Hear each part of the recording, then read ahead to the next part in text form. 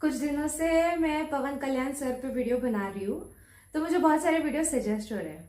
तो इसका जो थंबनेल है जहाँ पे साउथ का योगी लिखा गया है for Pawan Kalyan sir, oh my God, oh my God. And मैं कमेंट सेक्शन में भी देख रही हूँ कि लोग बहुत ज्यादा प्यार कर रहे हैं पवन कल्याण सर को। सो या अब मैं इस पर रिएक्ट करूंगी और फिर हम बात करेंगे इसके ऊपर। So before I start, hello मैं मोनाली नायको, वेलकम टू माय चैनल नखरे वाली मोना। और अगर आपने मुझे अभी तक सब्सक्राइब नहीं किया होगा तो please to subscribe my channel. So let's go.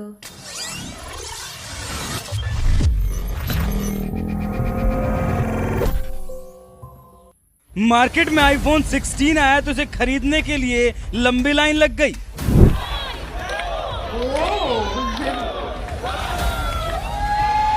My God, world cup जीत कर टीम इंडिया आई तो स्वागत में जनसैलाब उमड़ गया।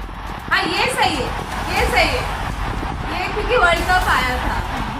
पैगंबर मोहम्मद का कथित अपमान हुआ तो हजारों मुसलमान महाराष्ट्र की सड़कों पर उतर आए।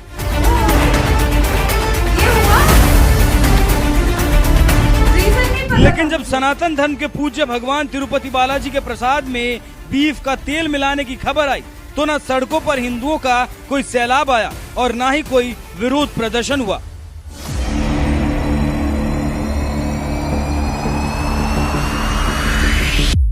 विरोध नहीं हुआ, मतलब ट्विटर पे तो बहुत हुआ। ऐसा लग रहा है जैसे मानो हिंदू सोए हुए हों, क्योंकि अगर ऐसा नहीं होता तो साउथ के सनातनी नेता पवन कल्याण को ये याद नहीं दिलाना पड़ता कि सबसे पहले अपने धर्म का सम्मान करना सीखें। हर हिंदू को अपने धर्म पर गर्व होना चाहिए। हमें गलत कामों की निंदा करनी चाहिए, एक साथ आना चाहिए और न्याय के लिए लड़ना भी चाहिए। अगर आप उदासीन बने रहेंगे ये सोचकर कि आपकी चिंता का विषय नहीं है तो तिरुमाला लड्डू पर हुए हमले जैसे और भी हमले हमारे धर्म को खतरे में डालते रहेंगे। इसी तरह की घटना अगर चर्च या मस्जिद में होती तो देश में अव्यवस्था फैल जाती।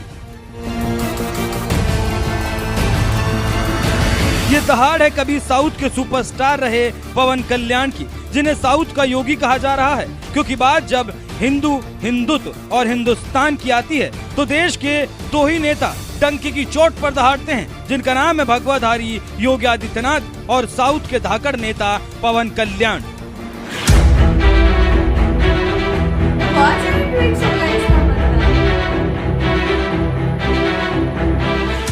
जिस अंदाज, जिस तेवर और जिस ललकार के साथ यूपी के मुख्यमंत्री योगी आदित्यनाथ दहाड़ते हैं, कुछ उसी अंदाज में आंध्र प्रदेश के डिप्टी सीएम पवन कल्याण भी दहाड़ने लगे हैं। खास बात यह है जब सनातन धर्म की बात आती है तो उनका रूप रौद्र हो जाता है और सख्त तेवर ऐसा नजर आता है जैसे मानो साउथ के योगी आदित्यनाथ दहाड़ रहे हों।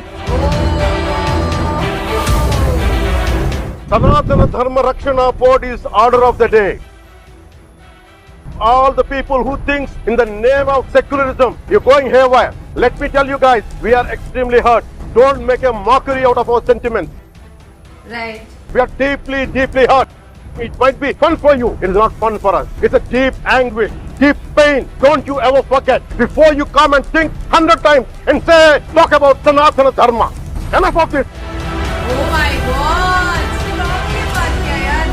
फायर ब्रांड नेता पवन कल्याण के चेहरे पर ये गुस्सा, ये तेवर इसलिए है क्योंकि पवन कल्याण जिस आंध्र प्रदेश की सत्ता संभाल रहे हैं, उसी आंध्र प्रदेश में स्थित तिरुपति बालाजी के भक्तों को प्रसाद में बीफ का तेल मिलाकर खिलाया जा रहा था। और ये सब कुछ उस वक्त हो रहा था जब आंध्र प्रदेश की सत्ता में वाईएसआर कांग्रेस पार्टी के पास थी और मुख्यमंत्री थे ईसाई धर्म को मानने वाले जगन मोहन रेड्डी, जिन्होंने सत्ता में रहते हुए एक ईसाई को हिंदुओं के सबसे बड़े मंदिरों में से एक तिरुपति बालाजी से जुड़े तिरुमाला तिरुपति देवस्थानम बोर्ड का अध्यक्ष बनाया था। और अब गुजरात की एक सरकारी लैब की रिपोर्ट में सनसनीखेज खुलासा हुआ कि जगन मोहन रेड्डी की सरकार के दौरान तिरुपति से लिए गए घी के सैंपलों में मछली का तेल, बीफ टैलो और लॉर्ड पाया गया। इस रिपोर्ट के बाद डिप्टी सीएम पवन कल्याण एक सनातनी हिंदू होने के नाते इस कदर आहत हैं कि उन्होंने ऐलान कर दिया, हमारी संस्कृति, आस्था, विश्वास और श्रद्धा की धर्मधुरी श्री तिरुपति बालाजी धाम के प्रसाद में कुत्सित प्रयासों के तहत जो अपवित्रता का संचार करने की कोशिश की गई, उससे मैं व्यक्तिगत स्तर पर बहुत ही मर्माहत हूँ और सच कहूँ तो अंदर से अत्यंत छला हुआ महसूस कर रहा हूँ। प्रभु वेंकटेश्वर से मेरी प्रार्थना है कि इस दुख के क्षण में हमें और सभी सनातनियों को अपनी अहेतुकी कृपा से सबलता प्रदान करें। मैं अभी इसी क्षण भगवान से क्षमा प्रार्थी हूँ। प्रायश्चित दीक्षा के लिए प्रण सिद्ध कर रहा हूँ और 11 दिवसीय उपवास के लिए धर्म संकल्पित हो रहा हूँ। 11 दिवसीय प्रायश्चित दीक्षा के उत्तरार्ध में 1 और 2 अक्टूबर को मैं तिरुपति जाकर प्रभु के साक्षात दर्शन कर क्षमा प्रार्थी होकर विनती करूंगा और तब भगवान के समक्ष मेरे प्रायश्चित दीक्षा की पूर्णाहुति होगी।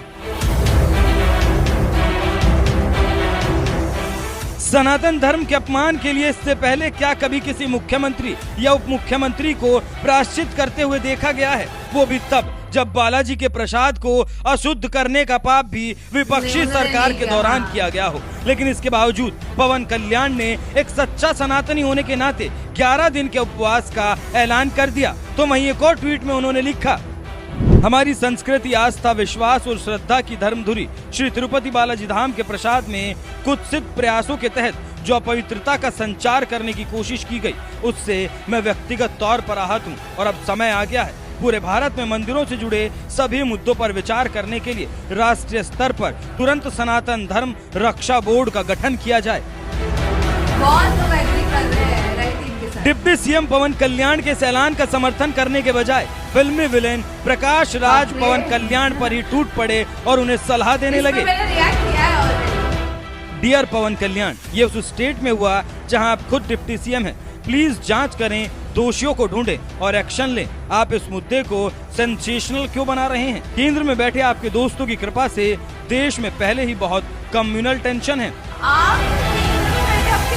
तिरुपति के प्रसाद को अपवित्र किए जाने के खिलाफ आवाज उठाने के बजाय सनातन धर्म रक्षा बोर्ड के गठन की मांग उठाने पर ही सवाल उठाने लगे, जिस पर पवन कल्याण ने भी मुंह तोड़ जवाब देते हुए कहा, मैं हिंदुत्व की पवित्रता और खाने की चीजों में मिलावट की बात कर रहा हूँ। मैं इन मामलों में क्यों ना बोलूं? मैं आपका सम्मान करता हूँ, लेकिन बात जब सेक्युलरिज्म की हो तो मैं म्यूचुअल होना चाहिए। फिल्म इंडस्ट्री या किसी को भी तिरुपति मंदिर की पवित्रता के मुद्दे को हल्के में नहीं लेना चाहिए। मेरे लिए सनातन धर्म सबसे अहम है और इसकी जिम्मेदारी हर हिंदू को लेनी चाहिए। किसी दूसरे धर्म में ये घटना होती, अब तक बड़ा आंदोलन खड़ा हो जाता।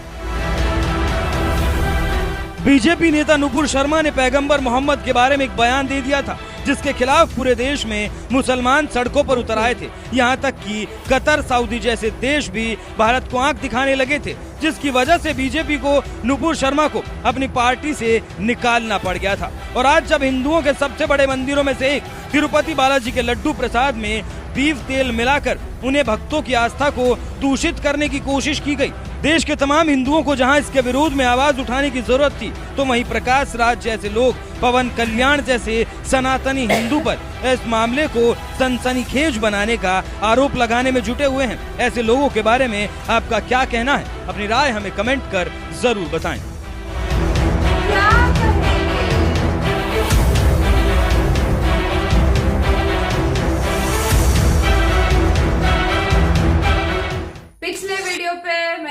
बात किया है पिछले ही वीडियो में, जहाँ पे प्रकाश राज के ऊपर मैंने लिटरली रियल लाइफ विलन करके ऐसा टाइटल रखा, क्योंकि उन्होंने विलन का ही काम किया है एंड मुझे उनका काम बहुत पसंद आता है। मैंने जैसे कहा वांटेड, सिंघम वगैरह, मतलब गुड, हंसती भी आती थी उनके जो डायलॉग्स एंड ऑल, एंड जिस तरीके के विलन के रोल करते हैं। बट वो रियल लाइफ विलन कब बनते गए? जब बात है ना गलत की होती है तो गलत, मतलब सब धर्मों में कोई भी धर्म के लोग हो उनके हिसाब से हाँ तो गलत है बाबा, ये गलत हुआ है करके, नहीं इन्होंने नहीं आवाज उठाना चाहिए, सिर्फ यही आवाज उठा सकते हैं, इन्होंने कुछ नहीं बोलना चाहिए, हाँ बाकी सब बोल सकते हैं। ऐसे थोड़ी ना होता है यार। ये बहुत ही, ये लिटरली सेंटिमेंट्स को हर्ट करने वाली चीज हुई और मुझे लगता है ऑल ओवर इंडिया बहुत से लोग हर्ट हुए हैं जब ऐसे प्रसाद की मिलावट की बात उन्होंने सुनी है। ठीक है, जो गलत है वो गलत है। एंड लिटरली जिस तरीके से स्टैंड लिया है पवन कल्याण सर ने, खतरनाक, मतलब मुझे बहुत अच्छा लगा। ऐसे मतलब एक्सपेक्टेशन उनसे थे, नो डाउट। जैसे ही इलेक्शन के पहले से ही जब मेरे कमेंट सेक्शन भी भरे हुए होते थे एंड ऑल, तो ऐसा होता था यार लोगों को बहुत ज्यादा एक्सपेक्टेशन है, नो डाउट है। एंड जब वो जीत के आए तो लिटरली मुझे भी उनका काम दिख रहा है एंड एवरीथिंग, तो लाइक लोग रियल एक्सपेक्टेशंस रख रहे हैं क्योंकि वो उस पर खरे उतर आ रहे हैं।